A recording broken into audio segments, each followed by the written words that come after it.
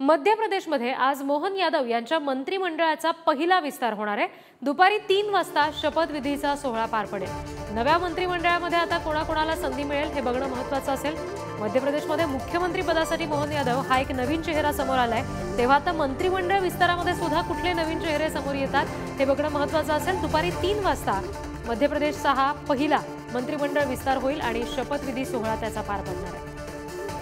शिवाजी काळे आमचे प्रतिनिधी आपल्याशी जोडले गेलेत। शिवाजी, मुख्यमंत्री पदासाठी जसा नवीन चेहरा आपण सगळ्यांनी बघितला तसा मंत्रिमंडळात सुद्धा आता नवीन चेहरे पाहायला मिळणार का मध्य प्रदेशमध्ये? निश्चितपणे ज्या पद्धतीने मोहन यादव यांचं नाव समोर आलं होतं आणि त्यामध्ये त्यांचा मुख्यमंत्री पदाची घेतलेली शपथ आणि शिवराज सिंग चौहान यांच्यासारख्या मोठ्या माणसाला ज्या पद्धतीने भाजपला बाजूला करून डॉक्टर मोहन यादव यांना आणलं, त्याचा विचार करता भाजप पुढच्या निवडणुकीच्या दृष्टिकोनातून आणि लोकसभा निवडणुकीच्या दृष्टिकोनातून खास करून मंत्रिमंडळ विस्तार करताना आपल्याला पाहायला मिळेल।